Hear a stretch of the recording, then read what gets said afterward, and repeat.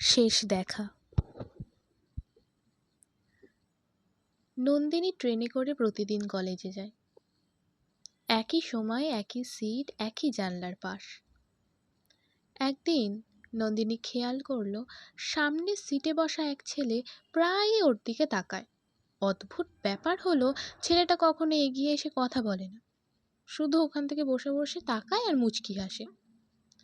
কয়েকদিন পর হঠাৎ ট্রেনটা মাঝপথে একদিন থেমে গেল। ঘোষণা হলো লাইনের সমস্যা। নন্দিনী বিরক্ত হয়ে জানলার বাইরের দিকে তাকিয়েছিল। হঠাৎ ওই ছেলেটাই একটু এগিয়ে এসে প্রথমবার কথা বলল নন্দিনীর সাথে।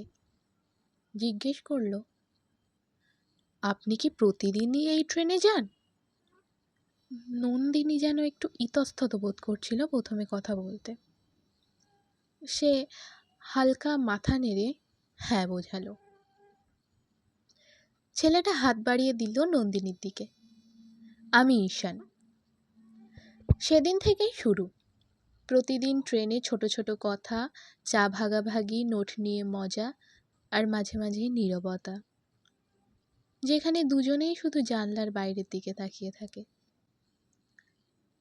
নন্দিনী বুঝতে পারছিল এই নীরব ছেলেটা তার দিনের সবচেয়ে সুন্দর অংশ হয়ে উঠছে আস্তে আস্তে।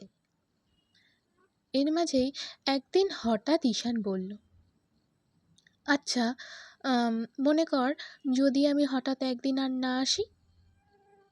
নন্দিনী হেসে বলল, তাহলে ট্রেনটাই থেমে যাবে। ঈশান মৃদু হেসেছিল, কিন্তু সেই হাসিতে যেন একটু কষ্ট ছিল কোথাও। পরদিন ঈশান এলো না। নন্দিনী ভাবল হয়তো অসুস্থ। কিন্তু 3 দিন, 5 দিন, 10 দিন সামনের সিটটা ফাঁকাই থেকে গেল। একদিন সাহস করে নন্দিনী টিকিট চেকারের কাছে জিজ্ঞেস করল, এই ছেলেটা ঈশান কিছুদিন আগে পর্যন্ত রোজ আসতো?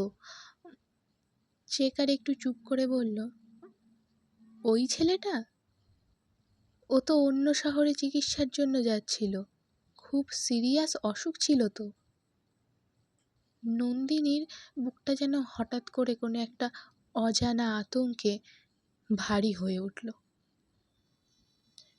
অস্থির হয়ে জিজ্ঞেস করল, এখন এখন কেমন আছে? লোকটা মাথা নিচু করল। 2 সপ্তাহ আগে শেষবার এই ট্রেনেই তো উঠেছিল। নন্দিনীর কানে শব্দটা বাজতে লাগলো, শেষবার, শেষবার। সেদিন বাড়ি ফিরে নন্দিনী জানলার পাশে বসে রইল। হঠাৎ তার ব্যাগের ভিতরে সে একটা ছোট খাম পেল। ভেতরে একটা চিঠি আছে।